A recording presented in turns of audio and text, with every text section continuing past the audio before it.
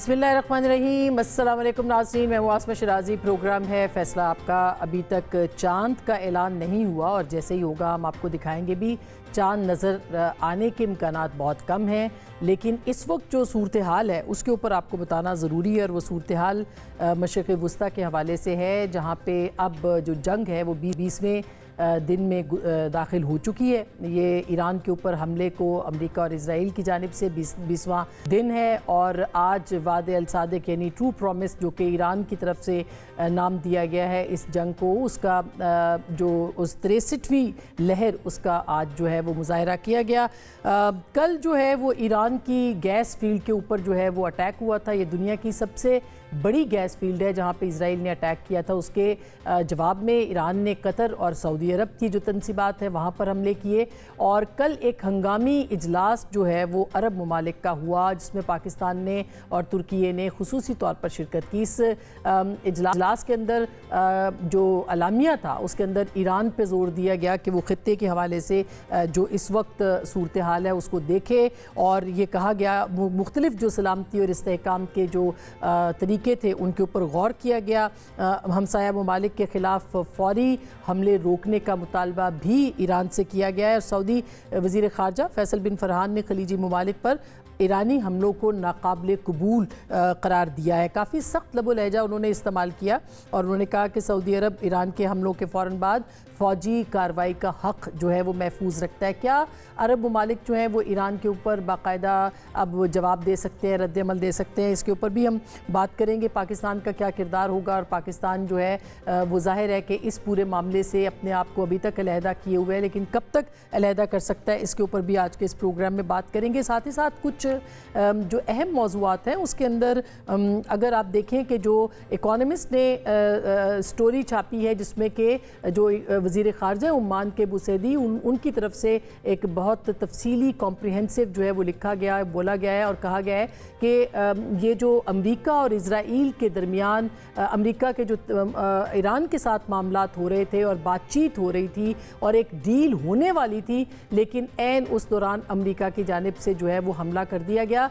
इसके बाद जो नेशनल सिक्योरिटी की, नेशनल जो इंटेलिजेंस चीफ हैं, उनकी भी मीटिंग हुई और वहाँ पे जो इजलास था कांग्रेस का, उनकी कमेटी के सामने भी जो इंटेलिजेंस चीफ हैं उन्होंने बयान दिया, जिसमें तुलसी गैबर्ड ने, और उसमें कहा कि ये मौजूद नहीं थी मालूमात कि ईरान जो है वो यूरेनियम की अफसूदगी चाह रहा है। और उन्होंने कहा कि ये जो हमला था इसके बारे में प्रेसिडेंट ट्रंप जो है वही सही मानों में आगाह कर सकते हैं। यानी कि अमेरिका के पास इंफॉर्मेशन ये थी कि ईरान जो है एक तो वो मुआहदा करना चाह रहा था और वो मुआहदे पे पहुंच रहे थे कि ये हमला हो गया, और दूसरा जो इंटेलिजेंस रिपोर्ट्स हैं वो कह रही है कि ईरान के पास यूरेनियम के बारे में कोई भी उनके पास जो है वो डेवलपमेंट्स नहीं थी या कोई इस तरह की मामलात नहीं थे। तो फिर ये हमला क्यों किया गया, इसके ऊपर टकर कार्लसन के प्रोग्राम के अंदर जो जॉ केंट, जो कि उनके इंटेलिजेंस के सरबराह हैं, उन्होंने बहुत अहम इंकशाफात किए। उन्होंने कहा कि ये इजराइल की लड़ाई थी जिसमें कि अमेरिका कूदा था, और इसके ऊपर उन्होंने कहा कि हमारे पास ये इन्फॉर्मेशन थी कि ईरान के पास ना तो जून के अंदर यूरेनियम की अफसूदगी थी और ना ही उनके ऊपर इस दौरान जबकि ये मामलात हुए ये उस वक्त भी ये अफसूदगी मौजूद नहीं थी। तुलसी गैबर्ड जो है उन्होंने इस मामले के ऊपर जो मुकालमा किया है अपनी जो सेनेट कमेटी है उसके साथ, और उनसे जो सवालात पूछे गए, मैं ज़रा एक झलक आपको वो दिखाना चाहती हूँ, फिर उसके बाद हम इस पर बात करेंगे। ज़रा सुनिए। The intelligence community assessed that Iran maintained the intention to rebuild and to continue to grow their nuclear enrichment capability. Was it the assessment of the intelligence community that there was a, quote, imminent nuclear threat posed by the Iranian regime, yes or no? Senator, the only person who can determine what is and is not an imminent threat is the president. False. This is the worldwide threats hearing where you present to Congress national intelligence, timely, objective, and independent of political considerations. You've stated today that the intelligence community's assessment is that Iran's nuclear enrichment program was obliterated and that, quote, there had been no efforts since then to try to rebuild their enrichment capability. Was it the assessment of the intelligence community that, as the White House claimed on March 1st, there was a, quote, imminent nuclear threat posed by the Iranian regime? Yes or no? Once again, Senator, the intelligence community has provided the inputs that make up this annual threat assessment. You won't answer the question. It is the nature of the imminent threat that the president has to make that determination based on a collection and volume You're here of to be information and timely. intelligence that he is provided with. You're here to be timely, objective, and independent of political considerations. Exactly what I'm doing. No, you're evading a question because to provide a candid response to the committee would contradict a statement from the White House. तुलसी गैबर्ट ने पाकिस्तान के जो missile programme है उसके ऊपर भी कहा कि ये नॉर्थ कोरिया, चाइना, रशिया और ईरान के साथ अमेरिका की सलामती के लिए ख़तरा है। पाकिस्तान ने इसकी तरदीद की और पाकिस्तान ने ये कहा है कि 12,000 मार करने वाला जो मिसाइल है वो अमेरिका के वो इंडिया के पास है, पाकिस्तान के पास इस तरह के मिसाइल नहीं है। पाकिस्तान का जो प्रोग्राम है वो ज़ाहिर है कि हिंदुस्तान स्पेसिफिक है। ये जो अहम स्टेटमेंट आई इस वक्त पे क्यों आई है, इसके ऊपर भी आज के प्रोग्राम में हम बात करेंगे। हमारे साथ मौजूद हैं सऊदी अरब से रियाद से जनाब खालिद अल मोइन साहब, किसी तारुफ के मोहताज नहीं है, बहुत ही अहम तबसरा निगार मशरक़ वस्ता की सूरत हाल के हवाले से सीनियर सहाफ़ी हैं, उनसे हम बात करेंगे। हमारे साथ जनाब एयर मार्शल सईद अहमद साहब यहाँ पे मौजूद हैं स्टूडियोज़ में। हमारे साथ मौजूद हैं डॉक्टर राशिद नकवी तेहरान से, और हमारे साथ मिफ्ता इस्माइल साहब भी मौजूद होंगे जो कि पाकिस्तान के साबिक़ वज़ीर ख़जाना है। इस वक्त हमारे साथ चूँकि खालिद अल मोइन साहब है, सबसे पहले उनके पास चलती हूँ। अस्सलाम वालेकुम खालिद साहब। वालेकुम अस्सलाम। Very warm welcome to you sir. मैं सिर्फ ये पूछना चाह रही हूँ कि इस वक्त जो सूरत हाल है उस पर आप क्या कहेंगे। जो अरब ममालिक का इजलास हुआ है, आपको लगता है कि पाकिस्तान के हवाले से मुश्किल घड़ी है इस वक्त फ़ैसला करना, और इतना जो सख्त बयान आया है कल वो क्यों आया है सऊदी वज़ीर ख़ारजा की जानिब से? फर्स्ट ऑफ ऑल ये जो मैं अभी बात कर रहा था किससे यहाँ कोलीग से कि ये लोग सक्सीड किए अमेरिका एंड इसराइल के पूरे एरिया को इन लोगों ने कंफ्यूजन और जो सब किया है, टोटल कंफ्यूजन। जो स्टेटमेंट आया फैसल बिन फरहान फॉरेन मिनिस्टर से वो स्ट्रॉन्ग, लेकिन ईरान अनफॉर्चुनेटली भी जब सऊदी अरेबिया को टारगेट किया, ठीक है वो दूसरों को कर रहे थे target, which is also not right.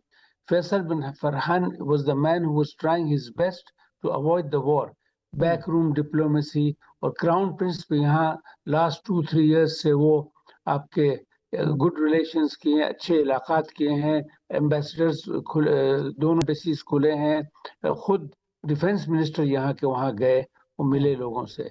So I think ये जो unnecessarily attack on certain of the installations, ठीक है ईरान की साइकोलॉजी और साइकी जो देखना है, दे आर अंडर अटैक। हम सब कहते हैं कि this is an unlawful attack by USA and Israel, लेकिन ये जो रिपोर्ट्स आ रहे हैं whether it is Tulsi Gabbard और दूसरे जो है, they are not correct reports. अभी उन्होंने ये क्या कर रहे हैं कि they want the whole region to be in conflict. एक और रिपोर्ट आई थी कि they want to involve Azerbaijan, Armenia, Pakistan का नाम आ रहा है। तो मेरे ख्याल में ये well plan and well orchestrated plan थी कि हम ईरान को अटैक करें और पूरी रीजन में कंफ्यूजन करें कि इनके डेवलपमेंट और इसराइल, ये मेन एम है टू इसराइली एक्सपेंशन। मैं साफ साफ कहता हूँ आपको, जो अरब लोग डिनाई करते हैं काफी लोग, I think the whole thing is to destabilize all these countries के Israel will have a one-way ticket to everywhere. Khalid साहब, बहुत इंपॉर्टेंट आपने बात की, और मैं पढ़ रही थी हमद बिन जासिम साहब को जो साबिक वज़ीर आज़म हैं कतर के, उन्होंने भी यही बात की है। तो उन्होंने ये तो यहाँ तक मतलब ये कहा जा रहा है कि एक ट्रैप है जिसके अंदर अब जो है वो अरब दुनिया उसके अंदर आ चुकी है। तो कल जो इजलास था उसके अंदर अमेरिका की हमने नहीं देखा कि मज़म्मत कहीं पे हमें नज़र आई हो कि अमेरिका की भी मज़म्मत की जाए, क्योंकि ये जो मुज़ाकरात थे न्यूक्लियर प्रोग्राम के ऊपर ये तो बिल्कुल कामयाबी के साथ चल रहे थे, जो कि आपने देखा कि अम्मान के वज़ीर ख़ारजा का अब स्टेटमेंट भी आ गया, एक मुआहिदा तय पाने वाला था। तो अरब ममालिक कहाँ खड़े होंगे और क्या वो ये चाहेंगे कि अमेरिका को भी रोका जाए कि वो ये अटैक्स ना करे जो कि डे बाई डे बढ़ते चले जा रहे हैं? I agree with you, day by day बढ़ते जा रहे हैं ऑल काइंड्स ऑफ टारगेट्स। और उल्टी सीधी बात, ये सेकेंड वर्ल्ड वॉर में एक शहर था कॉल्ड ड्रेसडन, امریکنز ایک دن میں 300,000 بامبس پھینکے, کتنے لوگ مرے. سو آج کل یہ ان کے ڈیفنس آفیشلز کہہ رہے ہیں کہ it should be like a dressed type of bombing. کیا حق ہے ان کو کوئی انڈیپینڈنٹ کنٹری میں؟ اور ایز یو سیڈ, عمان کے فارن منسٹر کہہ رہے تھے negotiations were going on, J D Vance کے ساتھ ان کی پکچر آئی. تو یہ سب جو کر رہے ہیں کہ ایک لارجر اسکیم اور لارجر گول ہے. یہ گول جو ہے پورے ایریا پر قبضہ کرنا, انڈائریکٹلی کافی انسٹیبلٹی, انسیکیورٹی اور اس کنٹریوں کو 20-30 سال واپس کرنا ہے. دس از دا ایم آف نیتنیاہو اور زائنسٹ لابی جو امریکہ میں ہے. جو زائنسٹ ہیں, میں صاف صاف بولتا ہوں, یہ عربوں کے ایگزسٹنشیل تھریٹس ہے, یہ یعنی وجودی خطر ہے, لیو اور ناٹ لیو. سو یہ سب کر رہے ہیں. I hope that something will happen کہ کوئی دونوں between the G C C countries and Iran. لیکن ایران نے بھی غلطی کافی کی. I mean there was no need to throw bombs right and left. ٹھیک ہے, it was being cornered and it was also agreed کہ یہ agreed upon before, یہ تھیوری تھی کہ یہ لوگ کریں گے. اور یہ جانتا تھا ٹرمپ نے, اور اس نے کہا بھی کہ we knew there's going to be collateral damage. So یہ سب جو پلان ہے, میں conspiracy theories میں نہیں مانتا ہوں, لیکن this is a great conspiracy. Gaza number 1, پھر دوسری جگہ آپ نے دیکھا عراق, سیریا, لیبیا, لیبنن. اب لیبنن کو کیا بیچ میں ڈالے, رات دن بمباری. People have forgotten Lebanon, they are focusing on these Gulf states. So unless کوئی statesmanship ہوگی, کوئی یہاں کھڑے ہوئیں گے اور بولیں گے, I think it has to be done. Otherwise situation day by day out of control ہو رہا ہے. بالکل. اور یہ جو ایکسپینشنزم کی آپ بات کر رہے ہیں, کیا, اور ظاہر ہے کہ جو لگتا بھی ہے کہ عرب جو کنٹریز ہیں ان کو اس بات کا احساس ہے کہ گریٹر اسرائیل کے منصوبے کے اوپر جو ہے وہ آگے بڑھا جا رہا ہے. آپ کیا کہیں گے, کتنی ریئلائزیشن ہے, اور کیا ایران کے خلاف اگر کوئی حملہ ہوتا ہے تو عرب ممالک جو ہیں, اب یو اے ای کے بارے میں کہا جا رہا ہے کہ شاید وہ اس میں شامل ہو جائیں, کیا ہو سکتے ہیں, کوئی حملہ ان کی طرف سے بھی ہو سکتا ہے ایران کے اوپر؟ No, I don't think so it should happen. اب معلوم نہیں, کیونکہ اتنی situation is very fluid, Hare minute situation change ہو رہا ہے, لیکن I hope not. یعنی it will be very sad day for all of us یہ ہمارے to have this done. In all honesty, not because I'm in Jeddah, سعودی عرب نے کافی restraint کیا ہے, اور کافی, جیسے میں نے کہا, فورن منسٹر ہمارے MBS کے, اور انفیکٹ یہاں کے میڈیا بھی ویری, جو آپ کمپیئر کریں گے دوسرے میڈیا سے ایریا, ان کے میڈیا بھی اگریسو نہیں تھے. Even the writers, okay, Twitter والے اور یہ سب جو ہوتے ہیں, they like to be چمچاز as they say in Urdu, لیکن official media and all has been very restrained. ہم کوشش کر رہے ہیں. Yes, میرے خیال میں نیتنیاہو نے اس کو اپنے جیب میں ڈالا, because America at first did not want, وہ نہیں چاہتے تھے کہ یہ اٹیک ہو, لیکن نیتنیاہو تو آ کر اوپنلی کہہ رہا کہ میں یہ وہاں جاؤں گا, وہاں جاؤں گا, پاکستان پہنچوں گا. از آن ریکارڈ, میں اپنی طرف سے نہیں لا رہا ہوں. تو یہ سچویشن آج کل بڑی کریٹیکل ہے, اور اگر لوگ اب اپنا آنکھ نہیں کھولیں گے, it will be more dangerous. کافی خطرناک سچویشن ہے آج کل. اور پاکستان کے بارے میں آپ کیا کہیں گے, پاکستان سے کیا توقعات ہیں سعودی عرب کو آفٹر دا پیکٹ جو ہوا ہے دونوں ملکوں کے بیچ؟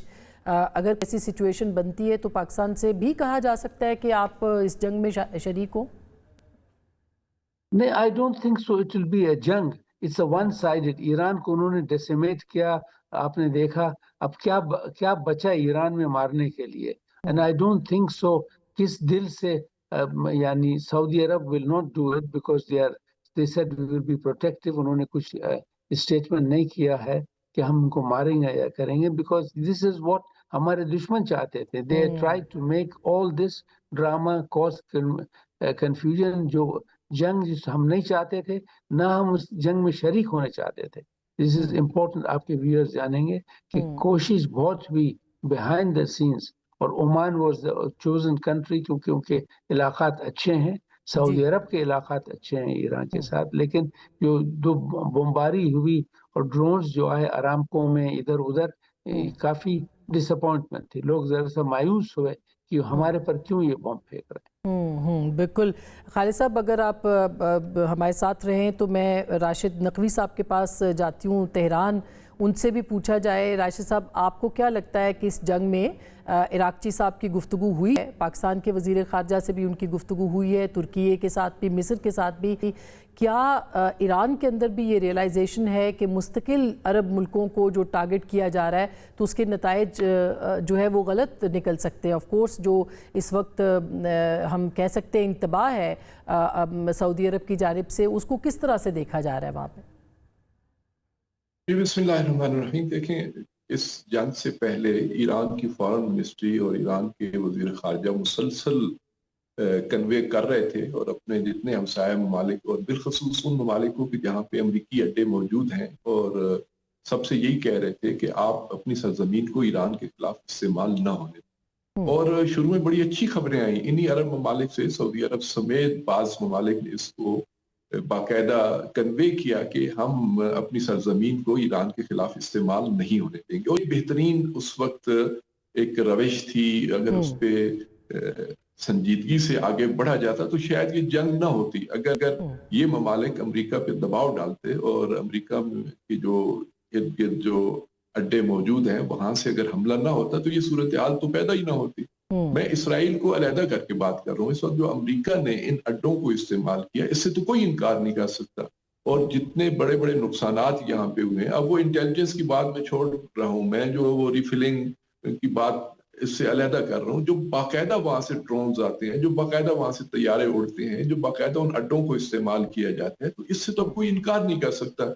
अब इस सूरत हाल में कि जब ईरान पहले भी इनको रिक्वेस्ट कर चुका है, कह चुका है कि आप अपनी सरजमीन को इस्तेमाल न होने दें, तो जब हमला होता है, जहां से आग आती है, जहां से आग बरसती है, तो उसके जवाब में गुलदस्ते तो पेश नहीं किए जा सकते कि ईरानी जाते और फूलों के हाथ लेके जाके जो है इन अरब सरबराहों के गले में डालते, जी आपने बड़ा अच्छा किया कि आपने इनको अड्डे भी दिए हुए, न सिर्फ अड्डे दे रखे हैं बल्कि आप हमलों की भी इजाजत दे रहे हैं और उनको सपोर्ट भी कर रहे हैं, सहूलतकारी का काम भी अंजाम दे रहे हैं। तो मैं एक नेचुरल सी बात है। मैं यहाँ पे एक साफी से ईरानी से पूछ रहा था, मैंने भी यही सवाल जो आपने मुझसे पूछा कि अगर आप हमले करेंगे तो अरब ममालिक से आपके ताल्लुकात जो हैं वो खराब होंगे, आपके आइंदा की जो पूरी एक खित्ते के अंदर सूरत हाल। तो उन्होंने कहा भाई आपको एज ए पाकिस्तानी तो ये सवाल नहीं करना चाहिए, अगर कोई और ये सवाल करता तो यकीनन हम उसका कोई और जवाब देते। लेकिन आपने अफगानिस्तान के साथ क्या किया हुआ है? टीटीपी के नाम पे आप क्या वहां पे काबुल को निशाना नहीं बना रहे? क्या आपके पास ये लॉजिक है? अगर वो आपकी लॉजिक दुरुस्त है तो हमारी लॉजिक भी दुरुस्त है कि हम भी अपने दिफा में जहां से हमला होता है हम वहां पे जो है वो अटैक करते हैं या उसका जवाबी हमला करते हैं। तो मैं समझता हूँ कि ये बात तो जब ये जंग शुरू होने का जिसे कहते हैं ना इंडिया मिल चुका था, तो उस वक्त ये चीज यहाँ पे जेर बहस थी कि अरब ममालिक अपना क्या रोल प्ले करते हैं। और इसमें कोई दूसरी राय नहीं है कि ईरान और सऊदी अरब के ताल्लुकात की नोयत बहुत बेहतर थी। ओमान तो बहुत ही अच्छा रोल प्ले कर रहा था, बाकी ममालिक भी कर रहे थे जी। लेकिन राशिद साहब, काबुल के साथ कंपैरिजन इसलिए नहीं बनता कि जो इस वक्त जो अरब ममालिक हैं वो तो कतई तौर पर अटैक नहीं कर रहे हैं, उनके पास बेसिस हैं जो कि पहले से मौजूद हैं, अमेरिका की बेसिस। आप ये समझते हैं कि आपको अफगानिस्तान भी अफगान फोर्स भी नहीं कर रही। आपके पास क्या कहते हैं आपका जो तर्जमान है फौज के, वो तो ये कहते हैं ना वहां पे ठिकाने मौजूद हैं, उन ठिकानों को पाकिस्तान के खिलाफ इस्तेमाल किया जाता है, पाकिस्तान की सिविल आबादियों को डिस्टर्ब किया जाता है, दहशतगर्दी फैलाई जाती है। तो मैं कहता हूँ कि ये एक लॉजिक है कि जब कहीं से जी, मगर से आप ठीक बात है, मगर उनकी रियासत की जानिब से सपोर्ट किया जा रहा है ना। देखें, वो अफगानिस्तान की रियासत सपोर्ट कर रही है ना, वो पाकिस्तान तो ये कहता है। मैं इसको आगे लेके जाती हूँ इसी मामले को। मेरी बात सुनिएगा, मेरी बात सुनिएगा। क्या वो ठिकाने जो दिए गए हैं वो क्या है? जब आप कहते हैं कि टीटीपी को उन्होंने ठिकाने दिए हुए हैं, आप उनको पनाहगाहें दे चुके हैं, तो आप जब उस रियासत पे ये कहते हैं तो गोया वो सपोर्ट कर रहा है। तो ये इन्होंने जब अमेरिकी अड्डे दिए हुए हैं, उन अड्डों से तैयारे उड़ते हैं, उनसे मिसाइल दागे जाते हैं, तो ये भी तो एक सपोर्ट है ना। आपने एरिया भी दिया हुआ है, आपने उनको फ्री हैंड भी दिया हुआ है, आपको उनको बिल्कुल राशिद साहब, बिल्कुल मैं इसमें बात करती हूँ। मार्शल साहब, आप क्या कहते हैं इस मामले के ऊपर? ये जो ईरान की सूरत हाल है और ज़ाहिर है कि इस वक्त जो तनाज़ा है अरब ममालिक की हमसे एक्सपेक्टेशंस हैं वो। जी देखिए, जो اسرائیل کی کوشش ہے کہ کسی طرح یہ جھگڑا جو ہے پہلے ایران اور امریکہ کا ہو جائے، جس میں وہ کافی سکسیسفل رہا، اور اب وہ سیکنڈ فیز میں یہ چاہتا ہے کہ یہ مسلمانوں مجھے آپ کو انٹرپٹ کرنا پڑ رہا ہے اور مجھے جانا پڑے گا، ایک چھوٹی سی بریک لے رہے ہیں، بریک کے بعد واپس آتے ہیں، ہمارے ساتھ رہیے گا۔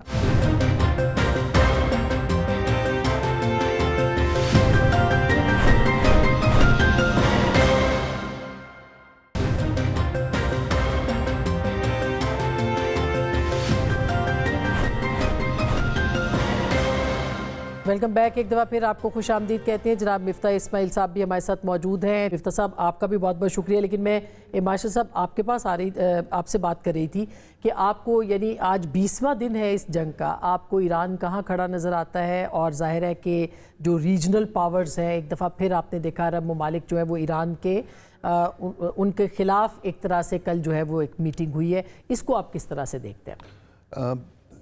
بسم اللہ الرحمن الرحیم۔ پہلے تو عاصمہ صاحبہ شکریہ کہ آپ نے انوائٹ کیا۔ دیکھیے کل کا جو میٹنگ کا آؤٹ کم ہوا ہے وہ اتنا مسلمانوں کے لیے تو اچھا نہیں ہے، سو میں اس کے اوپر بعد میں بات کروں گا، لیکن اگر آپ دیکھیں کہ 20 دن پہلے جب جنگ شروع ہوئی تو امریکہ اور اسرائیل کے اہداف کچھ اور تھے، اور ایران کا ہدف ہمیشہ سے یہی تھا کہ جنگ کو لمبا کھینچنا ہے، لیکن وہ لمبا اسی وقت کھینچ سکتے تھے جب وہ انیشل جو ایک اٹیک ہوا تھا اسرائیل اور امریکہ کی طرف سے، اس کو وہ برداشت کر لیتے اور کھڑے رہتے، وہ انہوں نے بہت اچھے طریقے سے کیا۔ دوسرا یہ کہ انہوں نے جو گلف کنٹریز ہیں اور اسرائیل، ان کے اندر جتنا ایئر ڈیفنس سسٹمز تھے پہلے ان کو ڈرین آؤٹ کیا، اور اب انہوں نے اپنے high tech surface to surface missiles لے کر آئے ہیں، اور وہ کافی ڈیمیج اسرائیل کو اور گلف سٹیٹس کو کر رہے ہیں اب، یعنی کہ اگر آپ دیکھیں تو 12ویں دن کے بعد سے آج تک یہ جو ایک ہفتہ گزرا ہے، اس کے اندر جو ڈیمیج ہوا ہے تل اویو، حیفا اور گلف سٹیٹس کے اندر، وہ بہت زیادہ ہے as compared to the first 12 days, ٹھیک ہے نا۔ میرے خیال میں امریکنز اب اس جنگ سے نکلنا چاہتے ہیں، لیکن اسرائیل ان کو جو ہے زبردستی اس جنگ کے اندر رکھ رہا ہے، اور وہ ان کو اس طرح رکھنے کی کوشش کر رہا ہے کہ وہ جو اہداف دونوں نے مل کے انیشلی طے کیے تھے اب ان سے انحراف کر رہے ہیں، جن میں سے سب سے بڑا یہ تھا کہ ہم ملٹری ٹارگٹس کو ہٹ کریں گے ایران میں، لیکن وہاں جو سوشو اکنامک ٹارگٹس ہیں ہم ان کو ہٹ نہیں کریں گے، جس میں گیس فیلڈز اور آئل فیلڈز اور یہ دوسری ریل اسٹیٹ وغیرہ ہے، اس کو نہیں کریں گے۔ لیکن جیسے ہی اسرائیل نے یہ دیکھا کہ امریکہ جو ہے وہ ملٹری ٹارگٹس کے اوپر، اب ہمارے پاس ملٹری ٹارگٹس ختم ہو گئے ہیں، تو اس نے امیجیٹلی جو ہے وہ جو اپنی ڈائریکشن جو ہے وہ سوشو اکنامک ٹارگٹس کے اوپر لگا دی۔ اور اگر آپ یہ دیکھیں کہ پچھلے ایک ہفتے کے اندر جو گلف کنٹریز ہیں وہ میجر لوزرز ہیں اس جنگ کی، کیونکہ ان کی اکانومی تو تھی ہی آئل، گیس اور ٹورزم کے اوپر، اور اب وہ جو ان کی یہ تینوں جو سورسز آف ارننگ ہیں وہ ختم ہو گئے۔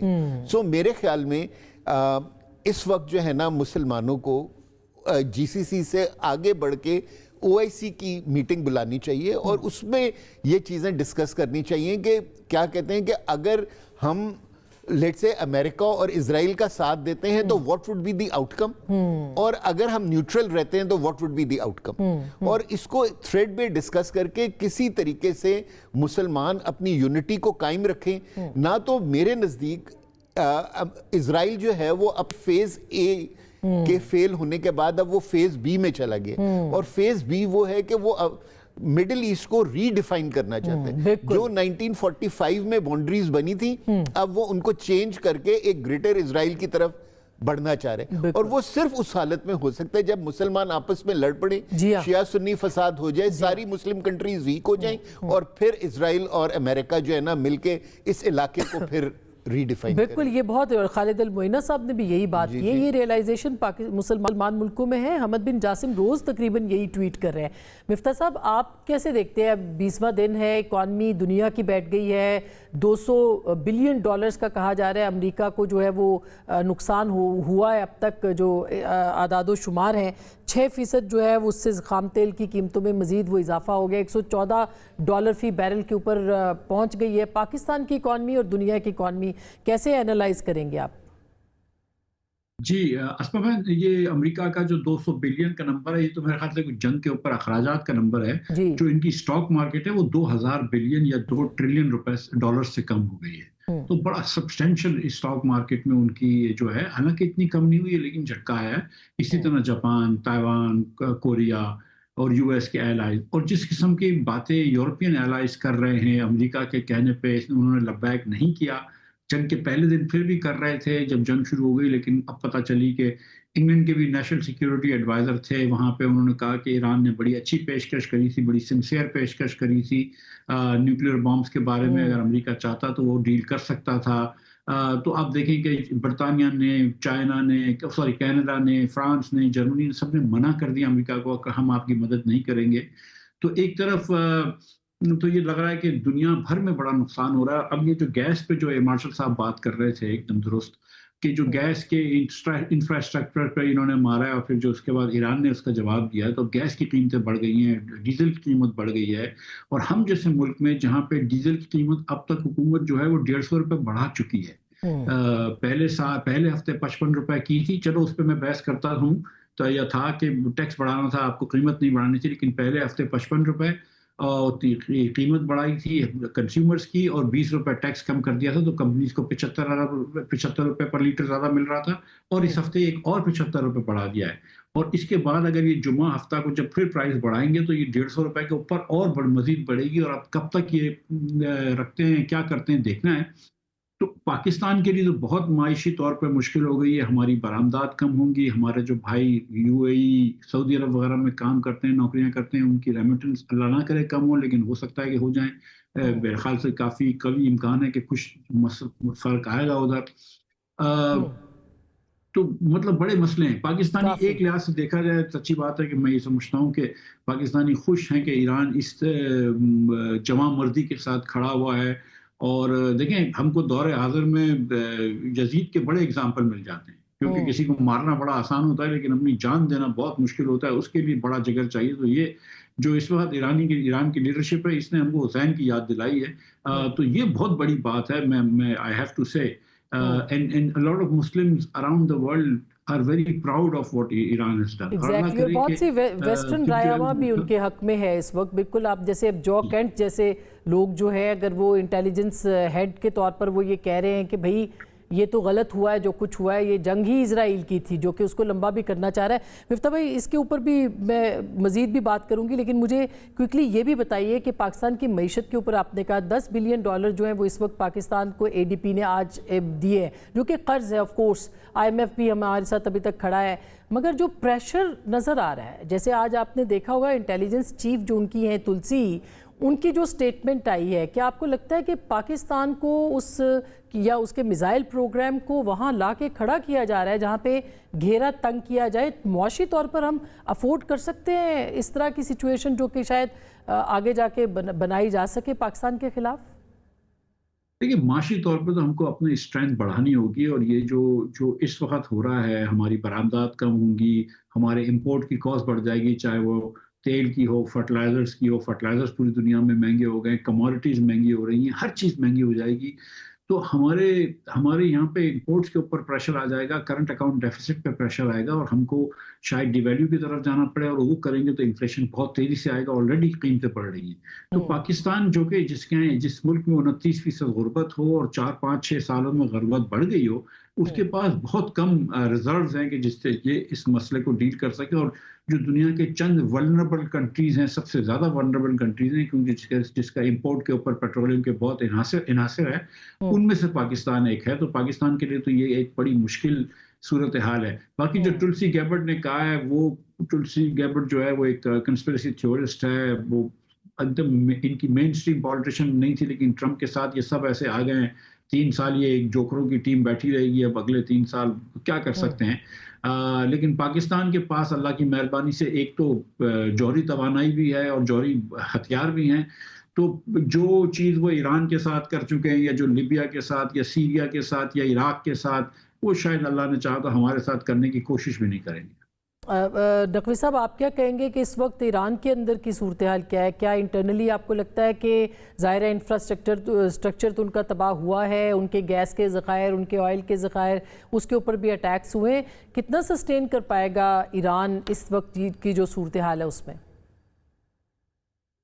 इस वक्त खुद हुकूमत बहुत अच्छे तरीके से चीज़ों को मैनेज कर रही है। अभी तक इसके असरात अवाम में महसूस नहीं किए जा रहे, और वैसे भी एक जज्बाती कैफियत है इस वक्त, जब हमले हो रहे हों और बड़ी बड़ी शख्सियात शहीद हो रही हों और नैरेटिव ये बनाया जा रहा हो कि भाई मुल्क हाथ से जाने का खतरा है, तो ज़्यादा तवज्जुहात वो उस सर्वाइवल की तरफ जाती हैं। तो इस वक्त इस तनाजुर में देखा जाए तो अवाम बड़ी पूरी तरह अपनी हुकूमत के साथ जुड़ी हुई है, और जिस अंदाज से हम यहाँ पे एहसासात और जज्बात देख रहे हैं गलियों में, चौकों में, मुख्तलिफ बड़े शहरों में, यानी रात को लोग सड़कों पे आते हैं और नई क़यादत के साथ अपनी इज़हार यकजहती करते हैं, दिन को शुहदा को दफनाते हैं, और दोनों जगहों पे आप देखें तो लाखों की तादाद में लोग नजर आते हैं। यानी ऐसे लगता है कि मैं तेहरान का तो ऐनी शाहिद हूँ, बाकी शहरों से भी ऐसी खबरें हैं और उसके भी वीडियो क्लिप्स और चीज़ें हम देख रहे हैं। तो इस लिहाज से अवाम अपने हुकूमत के साथ है। हुकूमत भी पूरी अभी तक उसने कोई ज़रा सा महसूस नहीं होने दिया कि जंग के असरात हैं, यानी सिवाय हमलों के जो हम समझते हैं कि ज़ाहिर हॉस्पिटल्स को भी निशाना बनाया जा रहा है, स्कूलों को नहीं छोड़ा जा रहा, कोई भी इस तरह का, जैसे बता रहे थे कि सोशियो इकोनॉमिक जितने टारगेट्स हैं अब तो वो भी बुरी तरह उन टारगेट्स को हिट किया जा रहा है। तो इस तनाजुर में देखा जाए तो अवाम, यानी यहाँ पे एक बड़ा अच्छा एक तबसरा मेरी नज़र से गुजरा, वो उस तबसरा निगार की एक बात बड़ी जेन्युइन नजर आई कि हमारे पास दो हथियार हैं, हमारा डॉक्ट्राइन दो हथियारों पे जो है वो मुनासिर है। एक ये है कि हम मिसाइल टेक्नोलॉजी पे हमने अपना पूरा कंसंट्रेट किया और उसके जरिए से अभी तक हम दुश्मन का भरपूर मुकाबला कर रहे हैं, और दूसरी हमारी अपनी अवाम है। अवाम भी हमारे साथ खड़ी है और पूरी तरह हुकूमत को उसने फ्री हैंड दिया हुआ है कि वो जिस तरह चाहे जो फैसले करे, अवाम जो है वो अपनी लीडरशिप के साथ खड़ी है। तो इस तनाजुर में देखा जाए, जैसे ब्रिगेडियर साहब ने भी एक बड़ा बारीक नुक्ते की तरफ इशारा किया कि शायद ईरान की जो फौजी हिकमत अमली है वो जंग को ज्यादा तवालत देना है, ज्यादा इसको एयर मार्शल साहब ने ये बात लेके जाना है कि एयर मार्शल साहब ने जो बात की है, तो ये बड़ा खूबसूरत नुक्ता है। मैंने उन्होंने बड़ा क्रिटिकल पॉइंट जो है वो नोट किया, और यकीनन हम भी ये महसूस कर रहे हैं। और जब आपके पास जो आपका मजबूत हथियार है वो भी मौजूद हो, अवाम भी आपके साथ मौजूद हो, तो आप यकीनन लंबी जंग कर सकते हैं। मुश्किलात हैं, इसमें कोई दूसरी राय नहीं है, जंग है, हालत जंग में जो कुछ चीजें होती हैं वो भी नजर आ रही हैं, लेकिन अवाम का मोराल अप है, ये मानना पड़ेगा। और जैसे मिफ्ता साहब ने जो बात की है ना कि लोगों को ईरान का कैरेक्टर देख के इमाम हुसैन अलैहिस्सलाम याद आए हैं, तो हम भी यहाँ पे करबला के मनाजिर देख रहे हैं कि लोग अपने बच्चों को सामने कुर्बानी के लिए पेश कर रहे हैं, और उसी अंदाज से इस्लाम के लिए, अपने मकतब के लिए सब कुछ कुर्बान करने के लिए तैयार है। बहुत सारे ऐसे मनाज़र हैं, तारीख रकम कर रही है इस वक्त कि ईरान किस अंदाज से, बिल्कुल जाहिर है कि कौमें लड़ाई लड़ती हैं। जी बिल्कुल, जब तक कौम ना खड़ी हो तो लड़ाई नहीं लड़ी जा सकती। ये दो चीज़ें मैंने मार्शल साहब आपसे पूछनी है। एक तो अफगानिस्तान के हवाले से पाकिस्तान का जो स्टांस, फिर अभी पॉज आया है, सुहेल शाहीन का कल आपने देखा होगा जो उन्होंने कहा कि पाकिस्तान के साथ तहरीरी मुआहदे के लिए वो तैयार है। इस डेवलपमेंट को आप किस तरह से देखते हैं? और दूसरा ये जो तुलसी गैबर्ट का जो आया है स्टेटमेंट, इसको किस हवाले से देखते हैं आप? देखिए, पहले हम अफ़गानिस्तान की बात कर लेते हैं। अफ़गानिस्तान को मेरा ख्याल है कि पिछले 2 महीनों में इस चीज़ का एहसास हो गया है कि वो पाकिस्तान के साथ मिलिट्री कॉन्फ्लिक्ट के अंदर नहीं जा सकता, क्योंकि पाकिस्तान ने उनकी जितनी मिलिट्री कैपेबिलिटी थी जो कि पाकिस्तान के ख़िलाफ़ वो इस्तेमाल कर सकते थे, TTA या TTP, उन दोनों को उन्होंने एट सोर्स डिस्ट्रॉय करने की कोशिश की है, और उसमें पाकिस्तान एयरफोर्स बहुत सक्सेसफुल रही है, और उसने सारे टारगेट्स जो हैं वो सारे मिलिट्री टारगेट्स लिए हैं और कोई कोलेटरल डैमेज नहीं होने दिया है। पिछले 2 दिनों में हमने देखा कि एक न्यूज़ को दुनिया में बहुत वायरल किया गया कि जी का एक हॉस्पिटल पे अटैक हुआ है, जी काबुल के अंदर। लेकिन अगर आप उसकी वीडियो देखें तो जो पाकिस्तान एयरफोर्स ने रिलीज़ किया है, इससे बिल्कुल पता चलता है कि वो एक एमुनेशन डंप था, क्योंकि बारूद का ढेर, बिल्कुल। आपको एक इनिशियल ब्लास्ट नजर आता है और फिर सेकेंडरी ब्लास्ट उसके बाद नजर आते हैं, इंडिकेटिंग के क्या कहते हैं कि पाकिस्तान एयरफोर्स ने अपनी टारगेटिंग सही की थी। मेरे ख्याल में ये जो सुहेल शाहीन साहब की स्टेटमेंट है, पाकिस्तान को इसको बहुत अच्छे तरीके से लेना चाहिए, क्योंकि अल्टीमेटली हम नेबर्स हैं, हमारे बॉर्डर्स एक दूसरे के साथ मिलते हैं, और अगर हमें वो ये अश्योरेंस दे देते हैं कि उनकी सरजमीन जो है वो हमारे खिलाफ इस्तेमाल नहीं होगी, तो हमें इसके अलावा तो और कुछ चाहिए भी नहीं था उनसे, ठीक है ना। सो हमें ये जो अभी ब्रेक आया हुआ है ईद की वजह से, रमज़ान के बाद ये जो ब्रेक आया हुआ है, हमें चाहिए कि इस ब्रेक के फौरन बाद एक बड़ा हाई लेवल डिप्लोमेटिक एनकाउंटर दोनों साइड्स का होना चाहिए, सब लोग बैठें और एक मिडिल ग्राउंड निकालें, और अगर दोनों भाई मिलके एक जगह बैठ के एक अच्छे तरीके से रह सकते हैं तो इससे कोई चीज बेहतर नहीं होगी। बिल्कुल। Coming over to the missiles, देखिए अगर आपको याद हो आसमा साहिबा, 80s और 90s में इजरायली पायलट्स इंडिया आके बैठ गए थे, क्योंकि वो हमारे कहूटा प्लांट को डिस्ट्रॉय करना चाहते थे, और जब पाकिस्तान ने अपना रिस्पॉन्स इंडिया को डिफाइन किया कि अगर आपने इनको उड़ने दिया तो हम ये करेंगे आपके साथ, तो उस वक्त फिर उस चीज़ को स्केल बैक किया गया। सो ये जो ख्वाहिश है इजराइल की पाकिस्तान के न्यूक्लियर सिस्टम को जेपरडाइज करने की, ये आज की नहीं है, ये तकरीबन 45 इयर्स ओल्ड है, ठीक है ना। सो अब वो ये देख रहे हैं कि अगर वो ईरान को डिस्ट्रॉय कर देते हैं इतना कि वो जो उनके मकासद ईरान में थे वो पूरे हो जाएं, जो कि मेरे ख्याल में कि नहीं होंगे, वो पूरे हो जाएं, तो फिर जो लॉजिकल नेक्स्ट टारगेट उनको नजर आएगा जिससे वो मुसलमान दुनिया को कंप्लीटली वीक कर देंगे, वो पाकिस्तान है, क्योंकि पाकिस्तान वो वाहिद मुस्लिम मुल्क है जिसके पास न्यूक्लियर कैपेबिलिटी और बहुत ही अच्छी अफवाज है, जो कि जिन्होंने इंडिया को भी और हमेशा, और ऐसा होगा नहीं इंशाल्लाह ताला, इसमें उनको मुंह की खानी पड़ेगी। तो ये जो सॉरी अगर आई कैन कंक्लूड, ये जो तुलसी गैबार्ड ने ये जो पाकिस्तान का नाम लिया, जबकि हमारे पास तो वो मिसाइल्स भी नहीं है जो अमेरिका को थ्रेटन कर सकते हैं, जी जी, ठीक है ना। तो उसने ये मेरा ख्याल जानबूझ के लिया है ताकि पूरी दुनिया की अटेंशन जो है वो अब जो है ना ईरान के साथ साथ पाकिस्तान पर भी मरकूज हो जाए, और फिर पाकिस्तान के मिसाइल प्रोग्राम को डिस्कशन में बनाया जा सके। डिस्कशन में पहले भी सितंबर 2024 में भी यही बात हुई थी। मिफ्ता भाई, मैंने पूछना था आपसे, लेकिन अब टाइम बिल्कुल ख़त्म हो गया है। क्विकली अगर बता सकें कि पाकिस्तान के आगे के जो मुआशी सूरत हाल है वो क्या होती है अगर ये जंग चलती है तो? डिपेंड करता है कितना अरसा चलती है। एक आध महीना चलेगी तो यहाँ पे गुर्बत भी बढ़ेगी, यहाँ पे महंगाई भी बढ़ेगी, और जो एक स्पेस शहबाज शरीफ साहब को पिछले 2-2.5 साल में थी, जबकि तेल दुनिया भर में सस्ता था, दीगर चीजें सस्ती थी और उन्होंने रिफॉर्म नहीं किया, तो वो एक महंगा पड़ेगा इनको सौदा। लेकिन काश कर लेते, और अब भी अगर ये अखराजात हुकूमत के कम करें, कंट्रोल करें, और ये सिर्फ लफ्ज़ी आज एक मीटिंग हुई है बहुत अहम जी, आज आर्मी चीफ भी उस मीटिंग में थे, national security adviser ISI chief भी उसमें थे। आई होप के कुछ चीज़ें जो है वो सेंस जो प्रिवेल करेगी इस मामले की। नाज़रीन, गुफ्तगू आपने सुनी, फैसला आपने।